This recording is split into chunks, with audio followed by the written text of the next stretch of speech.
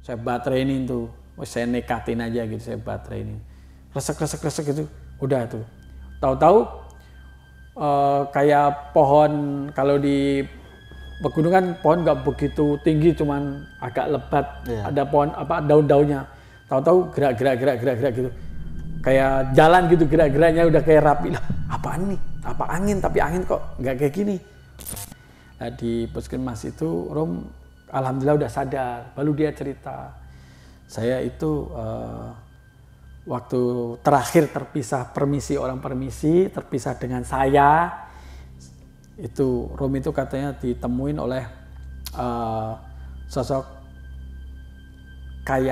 sesosok manusia, tapi itu maaf tidak punya mata penglihatan, jadi polos kayak gitu. Jadi kayak pipi itu polos kayak gitu.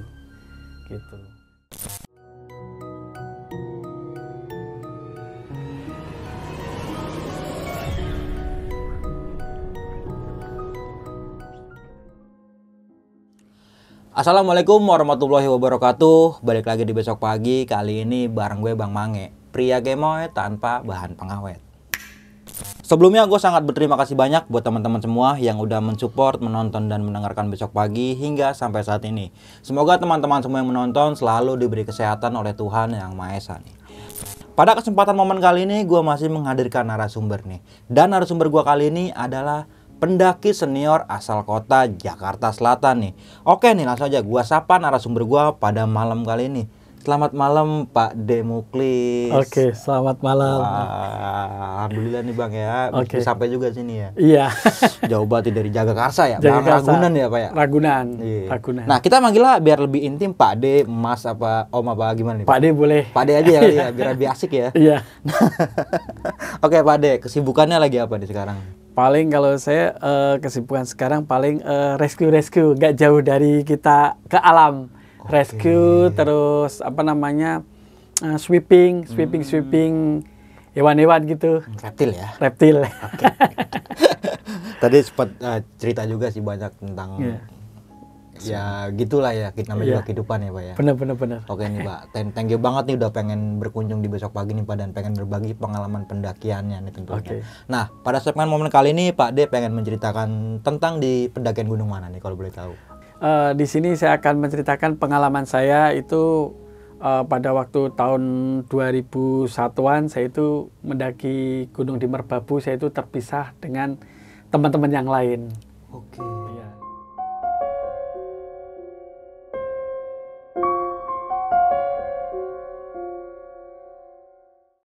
Nah, lu simak video ini sampai habis nih teman-teman semua, karena Pak D ini akan menceritakan sebab dan akibat kenapa dia dan rombongannya bisa diteror oleh makhluk yang tak kasat mata seperti itu.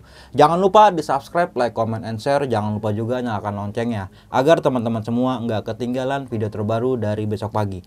Dan bagi teman-teman semua yang pengen menjadi narasumber di sini, lu bisa langsung aja kirim via email besokpagi@gmail.com, atau lu bisa langsung DM ke Instagram besokpagi.idv.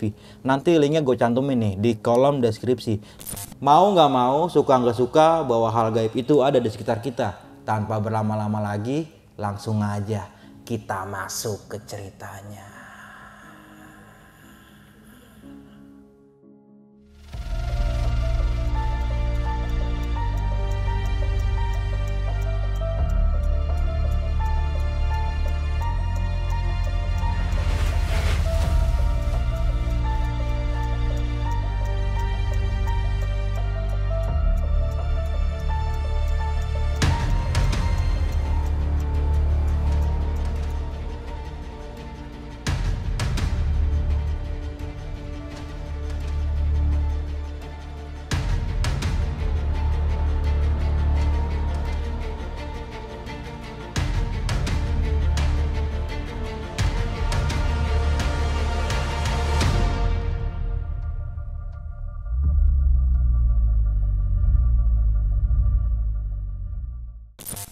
Tersesat di Gunung Merbabu nih Pak D di tahun 2001 ya. 2001. Wah pasti banyak banget nih kejanggalan-kejanggalan yang dialami ketika pendakian pada saat itu nih ya. Iya. Nah bisa diceritain lebih detail lagi nggak sih Pak D tentang pendakiannya pada zaman itu mungkin ya, zaman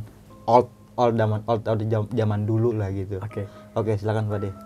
Jadi sebelumnya perkenalkan, nama saya Muklis Asmuni, saya tinggal di daerah Jakarta Selatan. Jadi awal mula cerita pengalaman saya pribadi ini, waktu itu saya itu berawal dari saya kuliah di Salatiga, di salah satu kampus Satya Wacana. Kalau mungkin teman-teman nanti biar pada inget. Gitu. Iya. Jadi di kampus Satya Wacana itu teman-teman tuh pada suka naik gunung. Jadi dengan itu saya ketertarikan. Sebelumnya saya pernah naik di gunung yang sebelumnya. Soalnya kan waktu itu saya pendakinya itu baru pemula gitu. Jadi nggak terlalu tinggi-tinggi. Next, biasa kita kalau yang mau mendaki itu dikumpulin sama teman-teman, namanya teman saya itu namanya Aji. Mungkin Aji nonton, mungkin ingat kejadian-kejadian ini. Oke. Jadi Aji itu bisa dikatakan komandan kita untuk pendaki gunung. Terus si Aji itu ngumumin teman-teman kalau yang pada mau naik gunung itu jangan lupa Sabtu besok kita ngumpul di kampus. Jadi ditunggu sampai jam 2. Jam 2 lebih nggak datang, berarti kita tinggal. Oke, next. Terus habis itu kebetulan di situ ada teman kita itu yang tinggal di daerah sekitar Merbabu, kaki Bukit Merbabu, namanya daerah Kopeng. Dia itu orang berada yang punya mobil pickup. Jadi kita nggak usah kayak orang sini BM-BM-an, stop mobil buat nebeng gitu, nggak. Dia memfasilitasi minjemin mobil pickup. Soalnya kita itu ada 20 orang yang kita kumpulin waktu itu yang mau ikut. Oke, nah, juga, ya. 20 terus kita bareng-bareng naik pickup, naik ke Kopeng. Setelah itu kita jalan kaki ke pos, namanya pos Tekelan. Tekelan di pos itu ngelewati Cemara Sewu.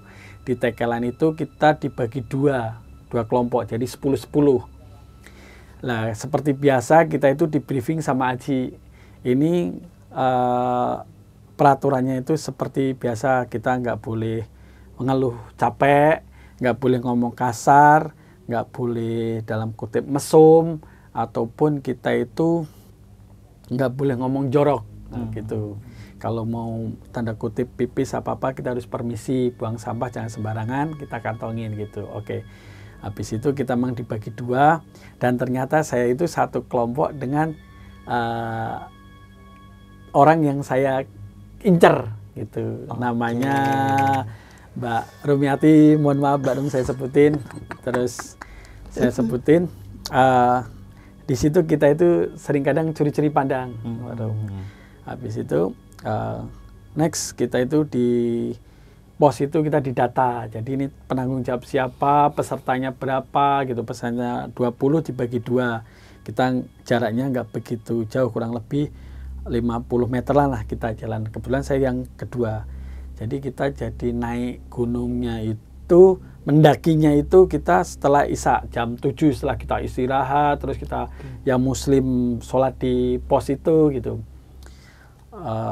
Setelah kita didata dan lain sebagainya, dan kita langsung tuh persiapan, udah kayak apa ya, anak-anak pramuka itu pencari jejak gitu. Kelompok jalan lagi, ini giliran siapa, giliran lagi didata sama petugasnya. Jadi di Merbabu itu sangat bagus dalam arti penjaga-penjaga posnya. Jadi setiap pos itu ada petugas-petugasnya, dan kita dikasih waktu itu dikasih kayak peta. Ini pos 1, pos 2, pos 3 dan lain sebagainya. Ada denahnya gitu. Jadi itu sangat membantu untuk pendaki pemula kayak kita waktu itu. Habis itu seperti biasa kita jalan yang kloter yang pertama, kelompok kita. Nggak lama baru kita persiapan, udah jalan nih, kita jalan pelan-pelan. Di perjalanan tuh nggak ada nanti mau gimana-gimana, seperti biasa-biasa aja, lancar istilahnya.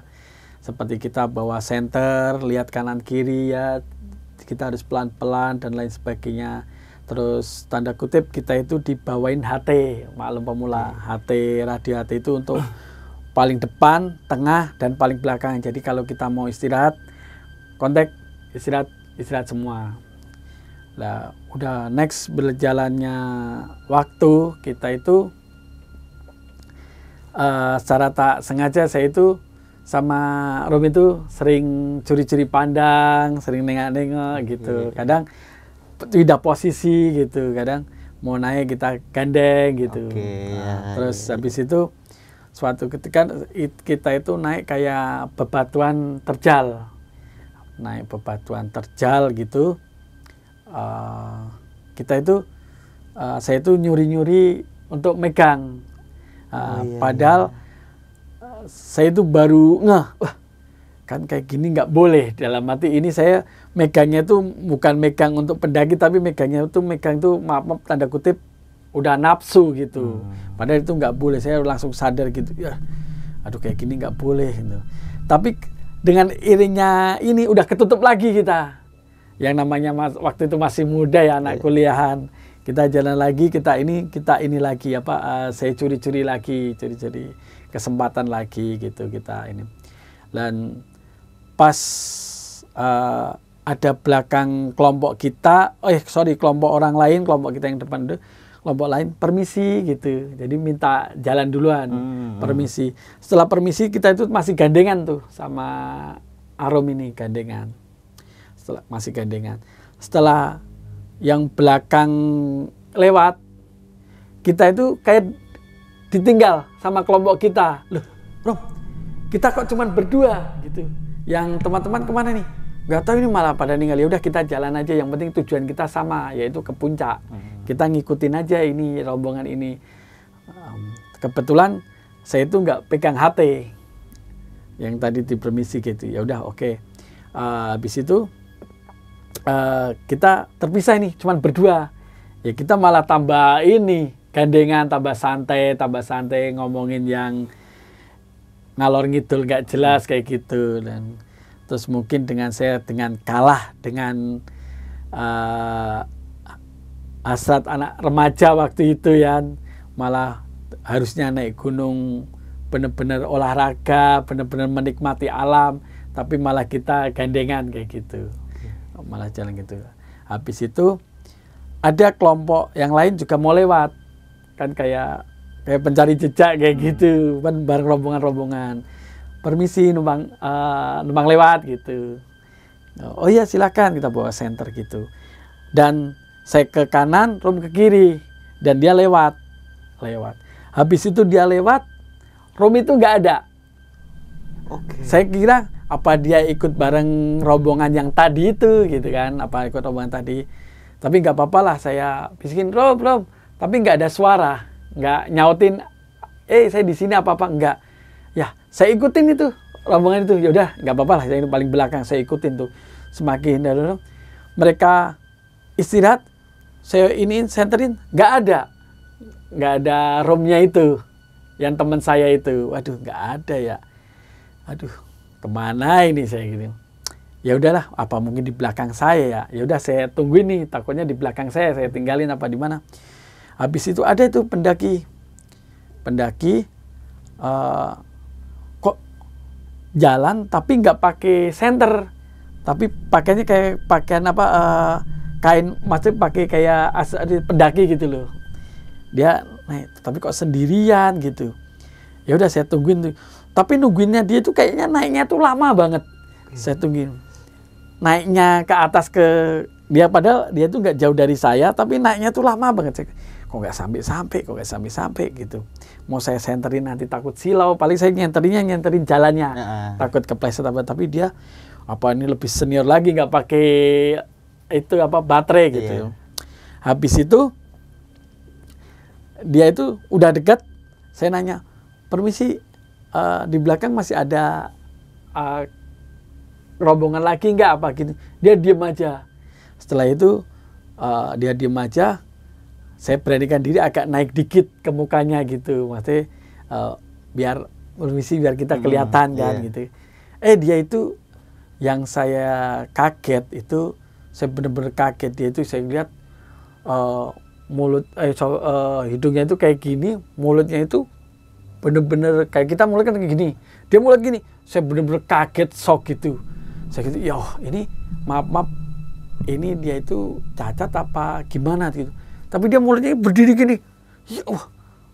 dia nggak kelihatan ini wajahnya, nggak kelihatan mata yang gitu, ketutupan itunya apa namanya? Kupluk gitu Pak. Kayak kupluk gitu, sweater kupluk gitu, pakai tas. Gitu. Langsung saya dedekan. Dia itu langsung saya udah nggak berani tanya lagi. Dia jalan gitu. Tapi kayaknya jalan itu pelan gitu, kayak tadi dia naik itu pelan-pelan. Lama-lama itu saya giniin ke tanah biar dia bisa kena sinar gitu loh. Pelan-pelan tahu-tahu udah hilang. Padahal itu agak nanjak gitu. Udah itu. Terus saya kehilangan teman-teman, ini malah kehilangan teman lagi. Mana ini? Saya udah naik aja saya, yang penting naik pelan-pelan, itu udah hilang sih. Tahu-tahu ada namanya suara kresek gitu. Saya takutnya apa? Hewan liar. Saya batereinin tuh. Saya nekatin aja gitu, saya batereinin. Kresek gitu. Udah tuh. Tahu-tahu kayak pohon, kalau di pegunungan pohon nggak begitu tinggi, cuman agak lebat. Ada pohon daun-daunnya. Tahu-tahu gerak gitu. Kayak jalan gitu, gerak-geraknya udah kayak rapi lah. Apaan nih? Apa angin? Tapi angin kok nggak kayak gini. Gerak lagi. Lah. Jadi kayak apa ya? Kayak ngerjain kayak gitu. Tapi ini beneran nggak nih? Saya mohon berdoa yang saya bisa. Saya doa saya. Ya Allah. Terus tahu-tahu saya tetap naik lagi nih, kayak ada gitu, kayak sil gitu, kayak manggil, kayak anak muda manggil gitu. Saya gini lagi, udah nggak ada, padahal sepi, nggak ada apa-apa, cuman pohon-pohonan gitu. Saya giniin gitu, saya gini nggak ada lagi.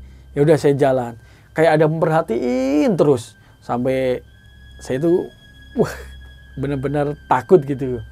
Saya sendiri tuh, biasanya orang naik gunung itu ada suara-suara banyak, ada lampu-lampu, gitu. Itu nggak ada sama sekali itu. Waduh, saya tersesat dari teman-teman ini. Saya udah naik terus.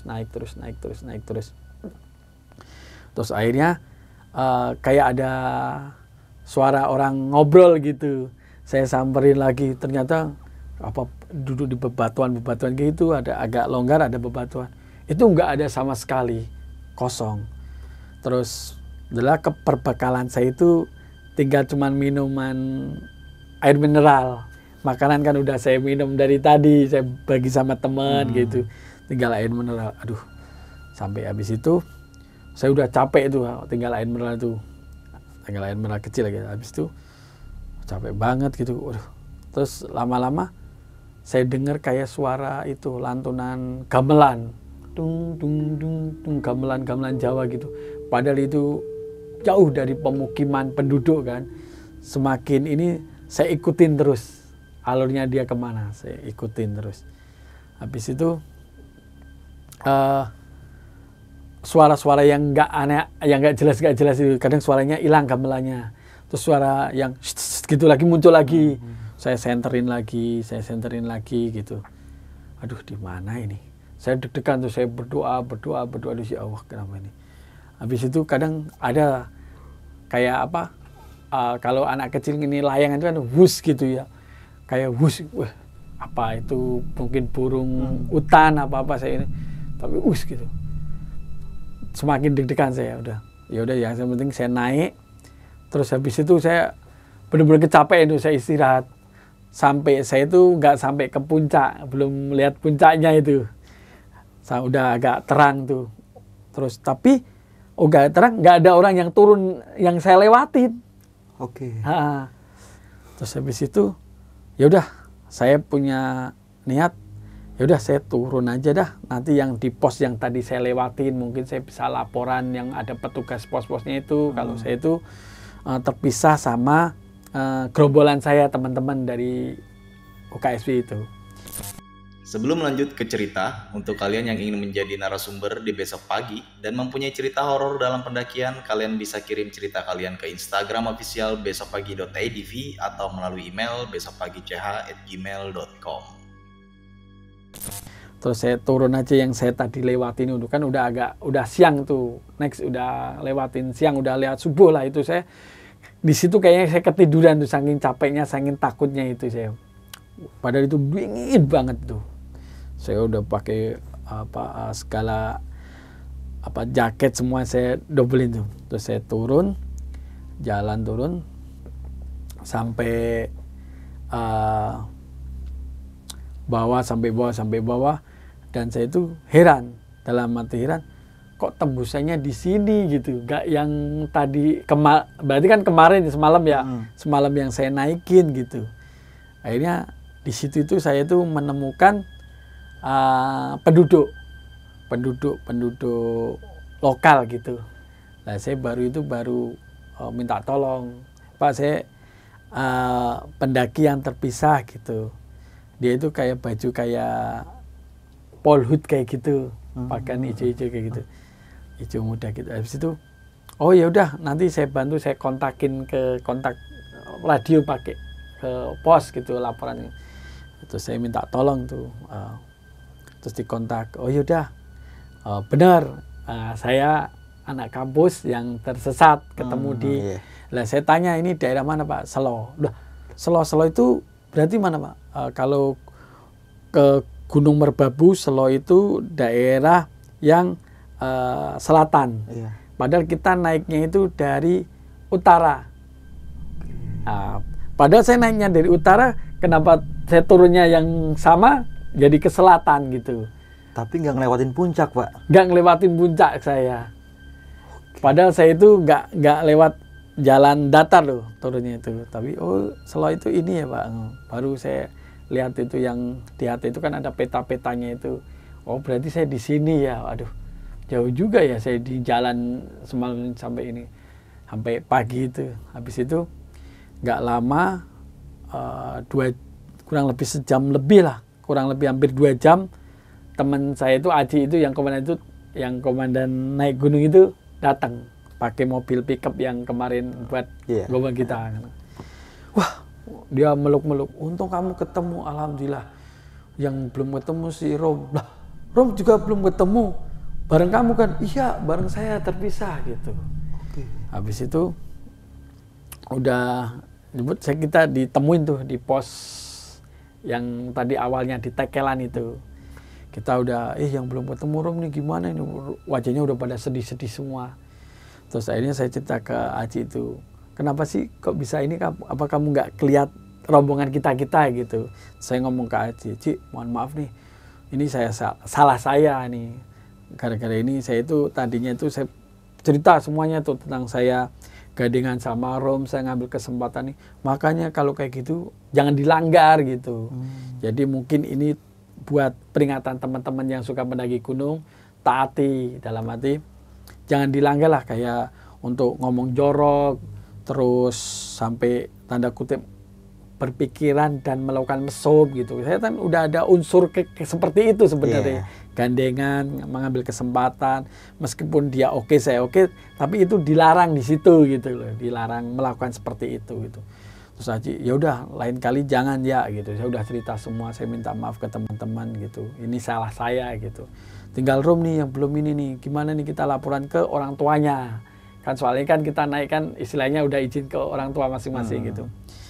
Terus habis itu ya udah kita nunggu petugas-petugas itu untuk melaporkan keberadaan Rom ini gimana gitu. Gak lama, next udah menjelang lohor jam 1 jam 2-an lagi kan, berarti udah 24 jam kita di situ kan. 24 jam kita pergi dari rumah ibarat kata. Lohor itu jam 2-an, jam 3-an itu baru ada laporan katanya ditemukan mahasiswi yang pingsan dan udah dibawa ke rumah sakit puskesmas di Magelang. Magelang itu kalau kaki Bukit Merbabu dia itu yang barat. Yang barat. Padahal kita naiknya dari utara, saya ketemunya di selatan, dia di barat. Misah. Padahal kita jalannya bareng itu. Nah, jadi setelah itu Rom ketemu kan, kita bareng. Terus saya bilang, saya mau nemuin juga, ayo kita nengok. Jadi yang teman-teman yang udah capek suruh balik ke kota rumah masing-masing. Jadi kita sama Aji nemuin Rom di puskesmas. Nah, di puskesmas itu Rom alhamdulillah udah sadar. Baru dia cerita, Saya itu waktu terakhir terpisah terpisah dengan saya, itu Romi itu katanya ditemuin oleh sesosok manusia, tapi itu maaf tidak punya mata penglihatan, jadi polos kayak gitu, jadi kayak pipi itu polos kayak gitu. Tapi kata tanda kutip di situ kan masih agak ada percaya barang mistis-mistis kayak gitu, kayak di situ kayak ada orang pintar kebetulan di situ tuh.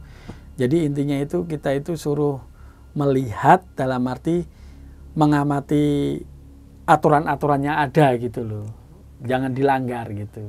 Untuk melihat peraturan itu harus dilakukan, jangan dilanggar, dilihat jangan dilanggar. Itu kan udah di depan mata, kenapa kamu ini, katanya gitu ceritanya kan. Bahasanya kayak gitu peringatan gitu. Peringatan. Dia kan cerita di situ ada orang istilahnya sesepuh situ lah, pas di puskesmas itu kan ditemuin kan. Kalau di pedesaan kan kalau ketemu orang pingsan apa kan jadi rame gitu di puskesmas. Dia cerita gitu, ketemu orang yang sesosok orang yang nggak ada matanya kayak gitu. Dia ketakutan, lari itu dia naik pengennya nyusul ke teman-teman yang di puncak, tapi dia tahu-tahu kok kenapa di daerah barat gitu, daerah Magelang ketemunya. Ini gunung kita lewatnya di timur, utara. Saya ketemunya di selatan, dia ketemunya di barat.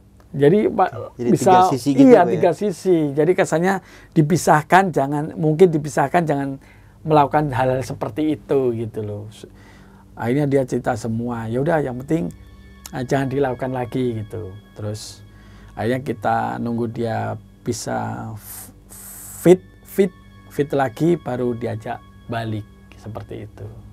Jadi mungkin ini buat peringatan teman-teman yang pendaki sekarang, yang penting taati peraturan dan jangan langgar norma-norma yang ada di sekitar situ. Gitu. Benar banget. Oke nih Pak Ade, thank you banget nih. Gimana ya, gua juga nggak bisa berpikir secara positif tentang pendakian Pak Ade di zaman itu nih. Jadi naik dari utara, bareng semuanya ya? Bareng itu, 2 grup lagi. 2 grup ya, 20 orang. Pak Ade ke timur, selatan ya? Iya, kita ke selatan. Terus kelempar ke daerah Selo namanya, daerah Selo. Mbak Rum ini ke Magelang. Ke Magelang. Iya. Oke. Pada ini Merbabu, kita lewatnya di utara, saya kelempar ke selatan, dia ke ini.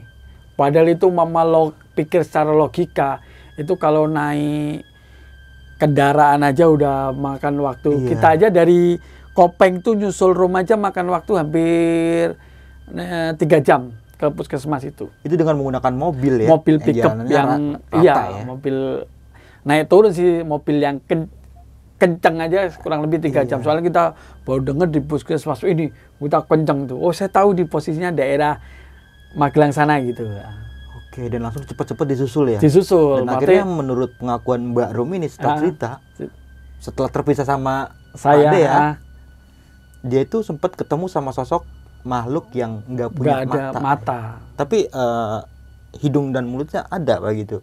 Kalau dia sih bilang, pokoknya di sini tuh rata gitu, rata. Dia itu ketakutan lari gitu. Ketakutan lari dan pingsan akhirnya. Pingsan. Untung itu ditemukan warga. Mungkin tanda kutip dia tuh larinya tuh agak menurun mungkin. Jadi kan ke warga. Iya, ke perkebunan warga ya. Dan yang menurut saya nggak logis lagi nih, dari awal sempat ada pendaki lain bilang permisi. Nah itu rombongan pertama udah hilang tuh. Yang permisi ya, jadi rombongan itu saya udah mencar. Jadi saya sama Rum aja. Iya, berdua permisi, kan. Gitu, ya. Sebenarnya kan jaraknya nggak terlalu jauh pas sama rombongan depan ya. Iya. Terus mungkin dengan keasikan kita ngobrol dan gandengan gitu, mungkin kan ya namanya anak muda. Iya, mungkin tuh diperingati bukan mau melakukan kayak mesum gitu ya. Iya. Jadi kayak ya saya juga pendaki, saya juga suka dulu ngelakuin hal kayak gitu. Jadi kayak permisalan ada perempuan yang kita suka ya misalnya. naik ke atas batu, kita otomatis dari atas nolongin benar. megang tangannya, itu udah senang banget Pak kayak Iya. gitu. Niatnya kan kayak gitu, Ya. sekalian PDKT, bukan bermaksud buat mau mesum, Iya, tapi ternyata alam berkata lain ya, benar. dipisah kayak gitu caranya. Bisa. Dan kita memang nggak boleh melakukan kotor-kotor di situ. Iya bener banget Gitu sih ya, namanya emang bener-bener gunung itu emang tempat suci ya, Tempat suci, benar. tempat sakral lah gitu. Benar. Sedikit aja kita ngelakuin kesalahan langsung dibales, karmanya langsung di situ loh Pak.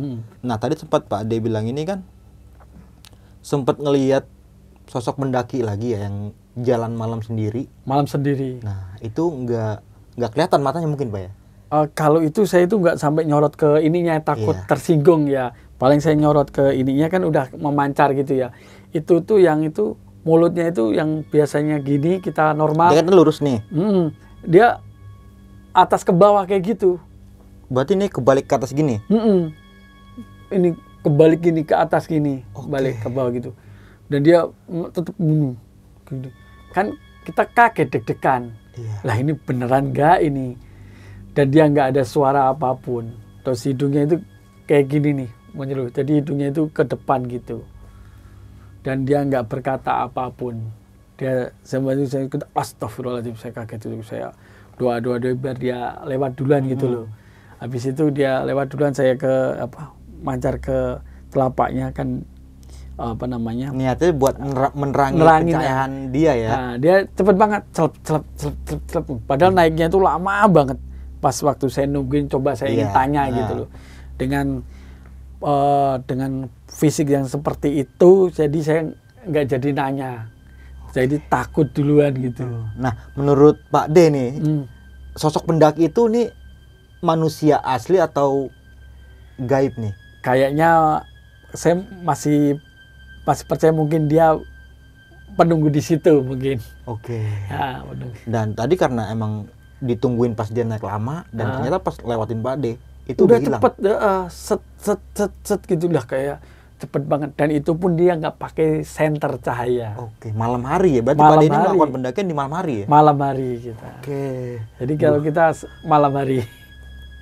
Jadi sempat bilang setelah mungkin jam-jam 8 ya baru start ya, jam 8 Ya, malam jam ya? 8 lah habis sisa. Jadi kalau yang muslim itu kan ya udah yang pengen sholat dulu selesai sholat dulu gitu ya, ya. kan gitu kan, Terus sholat bersih-bersih, terus apa yang mau dibawa air mineral apa-apa gitu.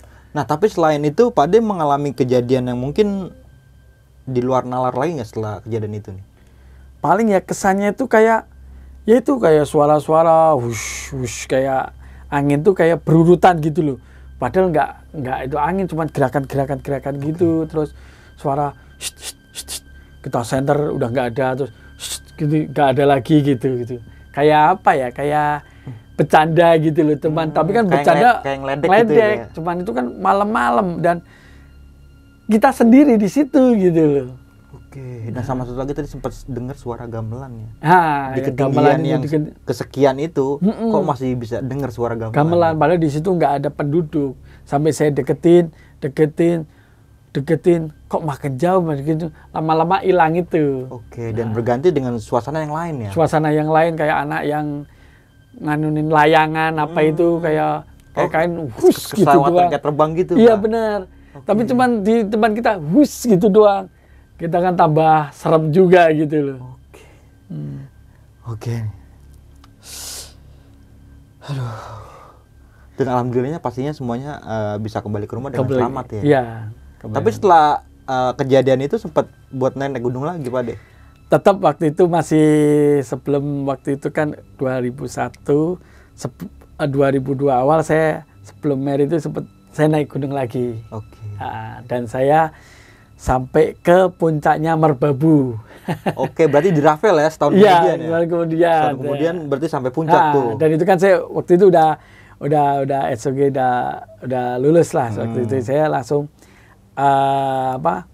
saya pengen nih yang belum kesampaian ini, kebetulan teman-teman ayo naik nih yang belum tercapai gitu. Oke, saya kayak diulang lagi ya yang tahun lalu nih. Iya. Kita nggak sampai puncak mungkin, tapi teman-teman Pak De itu yang pas waktu pendakian itu sempat sampai puncak apa enggak semuanya? Kalau yang rombongan saya yang terpisah itu mereka sampai puncak.